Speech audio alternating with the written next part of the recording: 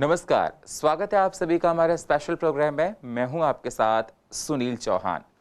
दर्शकों, ये देखा जा रहा है हमारे देश में हार्ट अटैक के केस बहुत बढ़ते जा रहे हैं और खासकर देखा जा रहा है युवाओं में हार्ट अटैक बहुत ज़्यादा बढ़ रहा है। जब ये देखी जाती है तस्वीर किसी सेलिब्रिटी के साथ ऐसा होता है तो हम सब के लिए चिंता का विषय बन जाता है। तो आज हम अपने प्रोग्राम में आपको बताएंगे हार्ट अटैक यंग लोगों में क्यों ज़्यादा देखा जा रहा है, क्या एसिडेंटरी लाइफस्टाइल है, खाने पीने का तरीका बदल गया है, हार्ट अटैक को हम कैसे पहचानें, साइलेंट्स जो हार्ट अटैक पड़ते हैं उनके बारे में आप क्या जानना चाहते हैं ये आपको बताएंगे, कौन कौन से साइन और सिम्टम्स होते हैं, कैसे हमको पहचानना है, अपनी लाइफस्टाइल को हमको कैसे इम्प्रूव करना है। साथ ही साथ आपको बताएंगे आज कोरोना काल में देखा जा रहा है कि बहुत से लोग अधिकतर घरों में रहे, जिसके प्रोज एंड कॉन्स भी बताए जा रहे हैं कि एडवांटेज भी हैं और डिसएडवांटेज भी हैं। तो घर पर रहकर बहुत से लोगों का देखा गया कि डायबिटीज़ बढ़ गई है, बहुत सारी परेशानियां उनके बीच में आ रही हैं। साथ ही साथ आपको बताया जाएगा कि जो लोग हार्ट पेशेंट हैं उनको एहतियात क्या क्या बरतने हैं।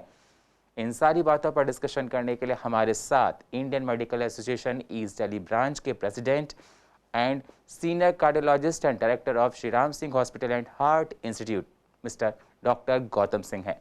स्वागत है सर। डॉक्टर गौतम आपको बताएंगे, समझाएंगे, लेकिन उससे पहले आप एक छोटी सी रिपोर्ट देखिए। देश में युवाओं में बढ़ रहे हैं हार्ट अटैक के मामले। क्या ज्यादा व्यायाम करना, स्टेरॉइड लेने से हार्ट अटैक का खतरा बढ़ता है? कोरोना के बाद आखिर क्यों पड़ता है कार्डियक अरेस्ट? ज्यादा घर में रहने के क्या है नुकसान? युवाओं को कब अपने हार्ट की जांच करानी चाहिए? क्या हार्ट अटैक को किया जाए मेडिकल इमरजेंसी घोषित? मेंटल हेल्थ कितना रोल रखती है हार्ट अटैक के लिए? कैसे खान पान से रखा जाए हार्ट को ठीक? देश में लगातार हार्ट अटैक के केस बढ़ते जा रहे हैं, जो हम सभी के लिए चिंता का विषय बने हुए हैं। यंग लोगों में हृदयाघात की परेशानी बहुत देखी जाती है। लोग देखने में फिट लगते हैं, लेकिन अंदर से परेशानी बहुत देखी जाती है। आज की लाइफस्टाइल क्या इसका बहुत बड़ा उदाहरण है? कई बार ये देखा जाता है कि कोरोना के बाद भी लोगों के हार्ट में बहुत सारी परेशानी देखी जाती हैं। इसलिए डॉक्टर्स आप लोगों को ये सलाह देते हैं कि कोरोना होने के बाद हर 3 महीने में अपने हार्ट की ईसीजी और इको जरूर करवानी चाहिए। साथ ही साथ कोरोना काल में जब से लोग घरों में रह रहे हैं तो इंडोर पॉल्यूशन बहुत देखा जा रहा है। बहुत से लोगों में तमाम तरह की बीमारियां उत्पन्न हो रही हैं, जैसे डायबिटीज बढ़ गई है, डिप्रेशन हो रहा है, स्ट्रेस हो रहा है। तो इन सारी परेशानियों से कैसे हमको लड़ना है, कैसे हमको बचना है? अगर ये सारी परेशानी है तो कैसे इन परेशानियों का निष्कर्ष निकाला जाए? अगर आपको जाननी है सारी बातें तो आप जानने के लिए बने रहिए हमारे साथ। हेल्थ डेस्क से सुनील चौहान, सीसीएन न्यूज, दिल्ली।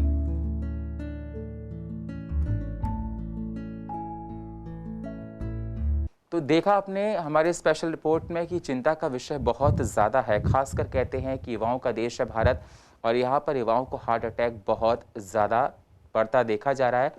अभी आपने देखा होगा कि सिद्धार्थ शुक्ला जो जाने माने एक्टर थे, उनका भी जो निधन हुआ है वो हार्ट अटैक बताया जा रहा है। जब उनका ईसीजी देखा गया तो फ्लैट आया था कूपर हॉस्पिटल में, तो हार्ट अटैक रीज़न बताया गया था।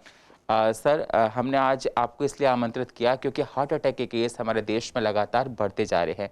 आप एक सीनियर कार्डियोलॉजिस्ट हैं और ज़िंदगी में 20 से 25 साल का अनुभव आपने इन्हीं सेवाओं में दिया है। मैं आपसे जानना चाहता हूं, दर्शक आपको देख रहे हैं, आप उनको ये बताइए कि हार्ट अटैक आज के टाइम में युवाओं में क्यों देखे जा रहे हैं और साथ ही साथ कौन कौन सी वजह है जिसकी वजह से यंगस्टर्स में हार्ट अटैक आजकल आ रहे हैं। सुनील, धन्यवाद आपका बहुत ज़्यादा। और जितने भी हमारे लिसनर्स हैं उनको मैं ये बताना चाहूँगा कि हम जो एक ऐसी दुनिया में आजकल रह रहे हैं जिसमें हम ये देख रहे हैं कि यंग लोगों के अंदर हार्ट की प्रॉब्लम जो है वो ज़्यादा आती जा रही हैं। ये प्रॉब्लम जो है वो यंग मेल्स में भी आ रही है, यंग फीमेल्स में भी आ रही हैं ये प्रॉब्लम। तो इसके जो है वो कई सारे कारण हैं। सबसे इम्पॉर्टेंट, जैसे हम सब जानते हैं कि हार्ट की प्रॉब्लम में सबसे बड़ा हम जो है वो दुश्मन अपना अगर किसी को मानते हैं तो हम कोलेस्ट्रॉल को मानते हैं।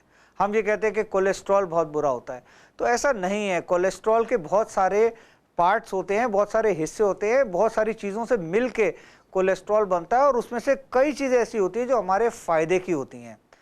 तो कोलेस्ट्रॉल को खाली जो है वो कम करके फ़ायदा नहीं होता, मगर अच्छा कोलेस्ट्रॉल ज़्यादा करना और बुरा कोलेस्ट्रॉल कम करना, ये बहुत ज़्यादा ज़रूरी होता है। अब हम ये देखते हैं कि अच्छा कोलेस्ट्रॉल ज़्यादा कैसे कर सकते हैं और बुरा कोलेस्ट्रॉल कम कैसे कर सकते हैं। तो इसको अगर हम ये सोचें कि खाने पीने से जो है कोई चीज़ों से ये चीज़ कम हो जाएगी, तो ऐसा बहुत कम हो पाता है कि आप खाने से अपना खाने पीने का जो है वो ध्यान रख के आप अपने अच्छे कोलेस्ट्रॉल को बढ़ा दो और बुरे को कम कर दो, ये हो नहीं पाता है। इसको करने के लिए क्या चीज़ बहुत ज़्यादा ज़रूरी होती है? एक्सरसाइज बहुत ज़्यादा ज़रूरी होती है, स्ट्रेस फ्री लाइफ बहुत ज़्यादा ज़रूरी होती है। इन दोनों के साथ साथ आप अपनी डाइट को वॉच करें और जो बुरे कोलेस्ट्रॉल की ज़्यादा चीज़ें हैं उनका सेवन ना करें, तो जो हम ये कह सकते हैं कि आपको जो है वो अच्छा कोलेस्ट्रॉल बढ़ेगा और बुरा कोलेस्ट्रॉल कम होगा। इससे जो है वो आपके हार्ट को प्रोटेक्शन मिलेगी और इससे जो है हार्ट अटैक आने की संभावनाएं कम हो सकती हैं। अब हम ये देखते हैं कि आजकल के यंग लोगों की लाइफस्टाइल कैसी है। आजकल के सुनील यंग लोग जो हैं वो अधिकतर मोबाइल, कंप्यूटर, सिडेंट्री लाइफस्टाइल हो गई है। जैसे पहले बाहर जाके खेलते थे, अब तो छोटे बच्चों के खेल भी जो है वो मोबाइल में हो गए हैं। मैं ये देखता हूँ कि 3 साल 4 साल के बच्चे जो हैं वो मोबाइल में एडिक्टेड, बिल्कुल मोबाइल से अपना मुँह ही नहीं हटाते हैं। सारे टाइम उनकी लाइफस्टाइल अधिकतर जो है वो मोबाइल के इर्द गिर्द हो गई है। जो थोड़े से बड़े हो जाते हैं, एजुकेशन कर लेते हैं, वो लोग कंप्यूटर पे जो है वो ज़्यादा काम करते हैं, उनकी स्कूलिंग कंप्यूटर पे हो गई है, उनके जो जॉब प्रोफाइल है वो पूरे कंप्यूटर पे हो गई है। तो सिडेंट्री लाइफस्टाइल जो है वो बहुत ज़्यादा बढ़ गई है, इसीलिए लोगों की एक्सरसाइजेस कम हो गई है। मगर एक तबका लोगों का ऐसा भी है जो एक्सरसाइज करता है। अब उनके अंदर क्या प्रॉब्लम है? जैसे हमने जिक्र किया सिद्धार्थ जी का, वो तो एक्सरसाइज भी करते थे, उनमें क्या प्रॉब्लम है?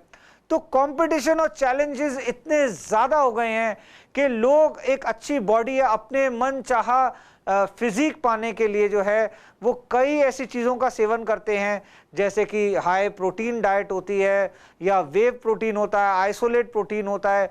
ये तो एक तरह से पैकेट फॉर्म ऑफ प्रोटीन्स हैं, मगर इसके अलावा भी लोग बहुत सारी चीज़ों का इस्तेमाल करते हैं जो हमारे लिए बहुत हानिकारक होती है।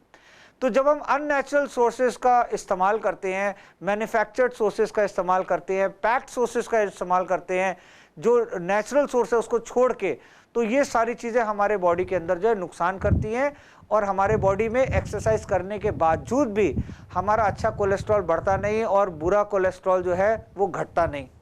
इसलिए जो है ये देखा जा रहा है कि इवन यंग लोगों के अंदर जो है इस तरह की प्रॉब्लम हो जाती है। साथ साथ कुछ ऐसे इंजेक्शन या लोग लेते हैं या इतना एक्सर्ट करते हैं कि हार्ट के ऊपर जोर ज़्यादा पड़ता है, उनका ब्लड प्रेशर बहुत ज़्यादा बढ़ता है शॉर्ट ड्यूरेशन के लिए या लॉन्ग ड्यूरेशन के लिए या विग्रस एक्सरसाइजेज में, तो ये सारी चीज़ें जो नुकसान पहुंचाती हैं। साथ साथ अर्बनाइजेशन के अंदर जो हम ये देख रहे हैं कि लोगों का स्ट्रेस लेवल बहुत ज़्यादा बढ़ रहा है, स्मोकिंग बहुत ज़्यादा बढ़ रही है, अनहेल्दी फूड, पैकेट फूड, आजकल स्विगी और सारे ये जोमेटो सब अवेलेबल है, फट फ़ोन लगाया और मंगाया, मगर जो घर का खाना बनता है उसकी गुणों की मुकाबला नहीं कर सकता बाज़ार का खाना। तो बाज़ार के खाने के अंदर तेल को जो है वो ज़्यादा गर्म किया जाता है, तेल का हीटिंग पॉइंट ज़्यादा किया जाता है, नेचुरल अननेचुरल चीज़ें बहुत ज़्यादा यूज़ की जाती हैं उसको स्वाद देने के लिए, उसको फ्लेवर देने के लिए।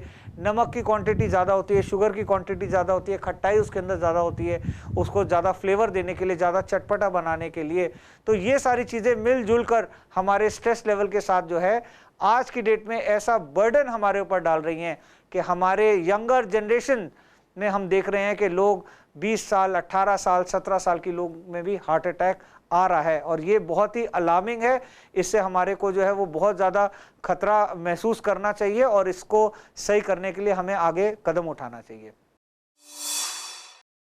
बहुत सुंदर बात आपने बताई और बहुत अच्छी जानकारी दर्शकों को दी। आपने बताया कि अलार्मिंग साइन हम सब लोगों के लिए और इसको लेकर हम सब लोगों को मिलकर ही काम करना है। आपने कहा सीडेंट्री लाइफस्टाइल, ये बिल्कुल देखा जा रहा है। आजकल बच्चे क्रिकेट भी फ़ोन पर खेलते हैं, ऑनलाइन क्लासेस हो गई हैं सर, वो क्या कहते हैं घर पर हैं।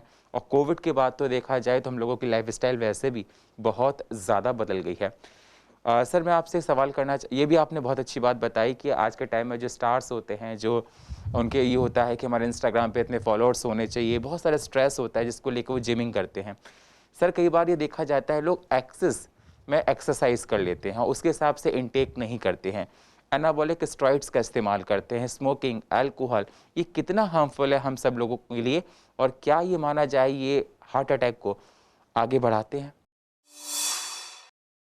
बिल्कुल सुनील, आपने बिल्कुल सही शब्दों का इस्तेमाल किया। Anabolic steroid, smoking, alcohol, stress level, sedentary lifestyle, ये सारी चीज़ें जो है वो बहुत ज़्यादा नुकसान देती हैं और ये सब मिलजुल के जो है वो कुछ परसेंट हार्ट को जो है वो डैमेज करते जाते हैं।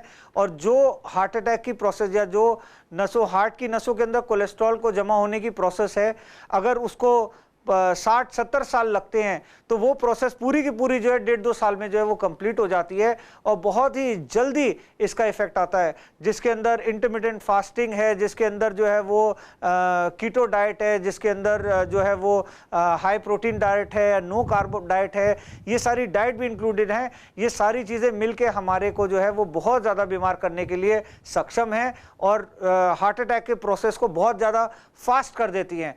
अगर इनके साथ साथ स्मोकिंग और अल्कोहल को भी इंक्लूड कर दिया जाए तो ये बिल्कुल जो है वो आग में घी डालने का काम करता है और इस प्रोसेस को इतना फास्ट कर देता है कि हार्ट अटैक का प्रोसेस जो है वो साल भर के अंदर जो है कंप्लीट हो जाता है और लोगों को हार्ट अटैक आ जाता है। और हम सरप्राइज होते हैं कि हम तो सही थे, साल भर पहले हमारी जांचें ठीक थी, या हम ये सोचते हैं कि मैं तो इतना मोटा भी नहीं हूं तो मेरे को कैसे हो गया। तो यही कारण है जो हमारे को नुकसान पहुंचाते हैं। तो बिल्कुल हम सब लोगों को इन सारी बातों से दूर रहना चाहिए। जो आपसे कहा गया कि बहुत से लोग इंजेक्शंस लगाते हैं, एनाबॉलिक स्टेरॉइड्स लेते हैं, वो हम सब के लिए जान के लिए काफ़ी भारी हैं और हार्ट अटैक पर सर बहुत ज़्यादा वो कहीं ना कहीं आगे बढ़ाते हैं।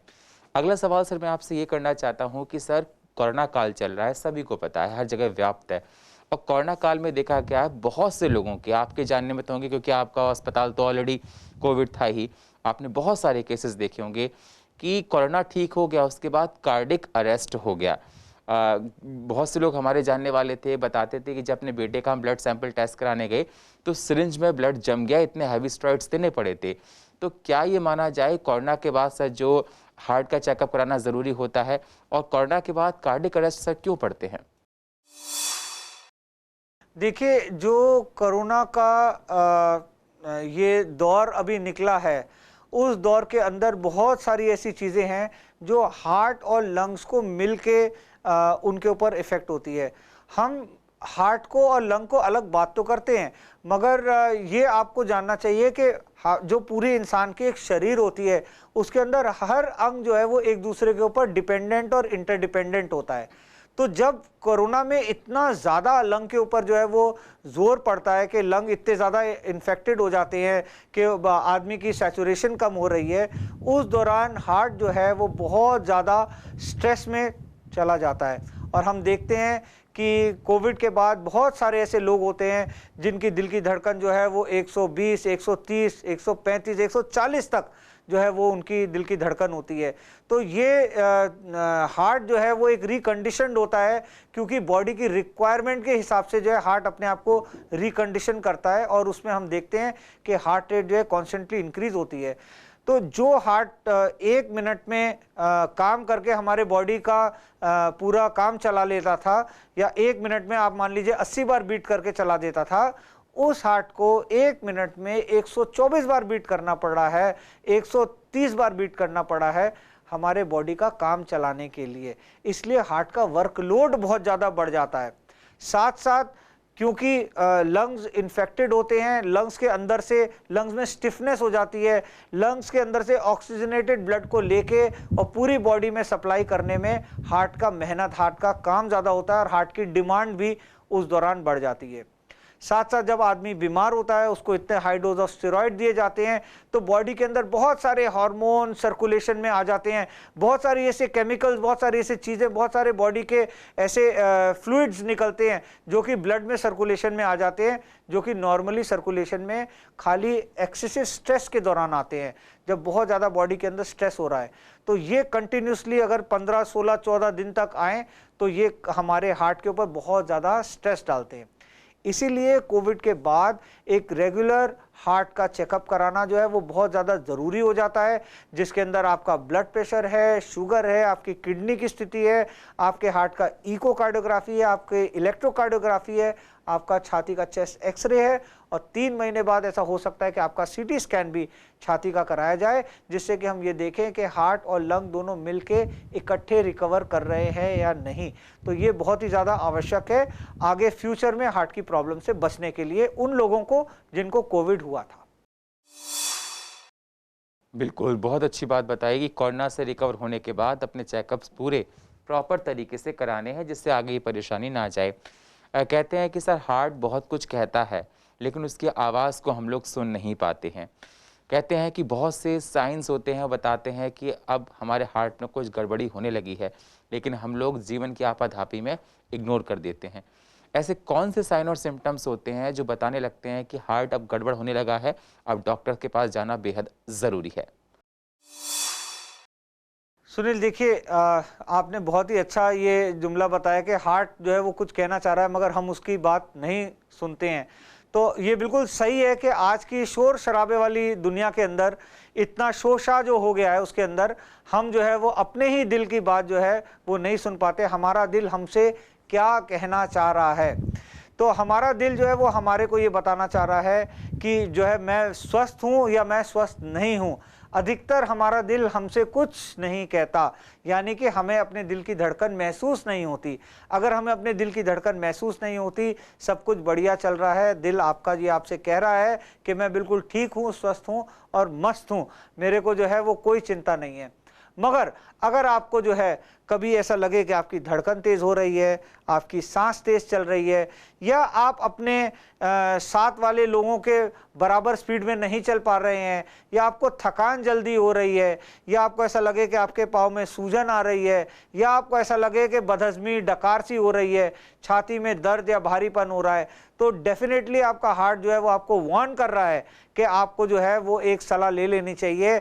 आपकी उम्र, फैमिली हिस्ट्री, डायबिटीज, स्मोकिंग की हिस्ट्री देखते हुए आपको ईसीजी, इको या कुछ दवाइयाँ ऐसी लेनी चाहिए जिससे ये प्रॉब्लम सॉल्व हो जाती है। मगर अधिकतर हम क्या करते हैं, कोई बात नहीं, बदहज़मी होगी, रात को कुछ खा लिया होगा, कई मैंने रात को दाल खा ली थी चने की, मुझे सूट नहीं करती, शायद उससे हो गया होगा, या मैंने हो सकता है कि अपनी फलानी दवाई नहीं ली, या मैं उस बारे में बहुत सोचने लग गया। हम उसको टालते हैं, हम उसको किसी ना किसी और चीज़ के ऊपर ब्लेम कर देते हैं। शायद मैंने अचार खा लिया था इसलिए हो गया, या मैंने खट्टी चीज़ खा ली, तो हम उसको जो है वो कहीं ना कहीं जो है अपने ब्लेम को दबा के जो है वो रह जाते हैं, और हम ये सोचते हैं कि सब सही है, चल आज का दिन निकल गया तो सही है।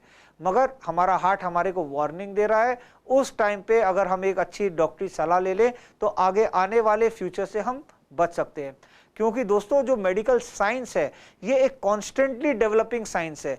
मेडिकल साइंस पहले ये कहती थी कि जो बीमार है उसका इलाज करो, मगर आज की डेट में हमें उससे ज़्यादा चाहिए। तो मेडिकल साइंस आज की डेट पे ये भी बताती है कि बीमार मत पड़ो, और अगर बीमार नहीं पड़ना है तो आपको क्या चीज़ों का ध्यान रखना है, ये बहुत ज़रूरी है। तो मेडिकल साइंस जो है, क्योंकि अब जो है वो इवॉल्व हो रही है, medical science in diagnostic tools ऐसे आ गए हैं, हमारे पास जांचें ऐसे आ गई हैं जिसमें हम चीज़ें 3-4 महीने पहले ही पकड़ सकते हैं। इसलिए हम एक रेगुलर हेल्थ चेकअप के लिए आपको एडवाइस करते हैं। बिल्कुल, आप हर प्रोग्राम में ही बोलते हैं कि खासकर कोविड एरा में तो अपने रेगुलर चेकअप करानी है, जिससे कोई भारी संकेत हमको आने वाली प्रॉब्लम में अगर देखा जाए, कोई बड़ी बीमारी हमारे पास आ रही है, तो पहले ही हम लोग सचेत हो सकते हैं, उसका इलाज कर सकते हैं। बिल्कुल सुनील, ये बहुत ही ज़्यादा ज़रूरी है, क्योंकि जो हमारे पास हम पेशेंट्स आते हैं, हम देखते हैं कि या तो हेल्थ चेकअप के नाम पे कोई पैकेज डील वो लोग ले लेते हैं, जिसके अंदर अधिकतर जांचें ऐसी होती हैं जिनका कोई मतलब नहीं होता, और वो सोचते हैं कि थोड़े पैकेज खर्च कर लिए, मैंने पैसे खर्च कर लिए और मेरे पास जो है वो 18 या 20 प्रकार की जांच हो गई तो होल बॉडी चेकअप हो गया। तो ऐसा नहीं है। एक सही तरीके की जांच जो आपके लिए डिज़ाइंड हो, या आपको ईसीजी की ज़रूरत है, एक्सरे की ज़रूरत है, आपको इको की ज़रूरत है, टीएमटी की है, पीएफटी की है, उसके हिसाब से आपके लिए वो चीज़ें डिज़ाइंड हो। मगर वो सारी चीज़ें जो गायब कर दी जाती हैं एक मार्केटिंग स्ट्रेटजी के तौर पे। आपको ऐसा बताया जाता है कि जी हम 65 जांचें करके देंगे। सुनील, हम जो है वो जैसे यूरिन रूटीन करते हैं, यूरिन रूटीन के अंदर कम से कम नहीं तो 18 चीज़ें हम जांच करते हैं, उसको हम यूरिन रूटीन कहते हैं, जो कि मात्र जो है वो 40-50 रुपए की जांच होती है।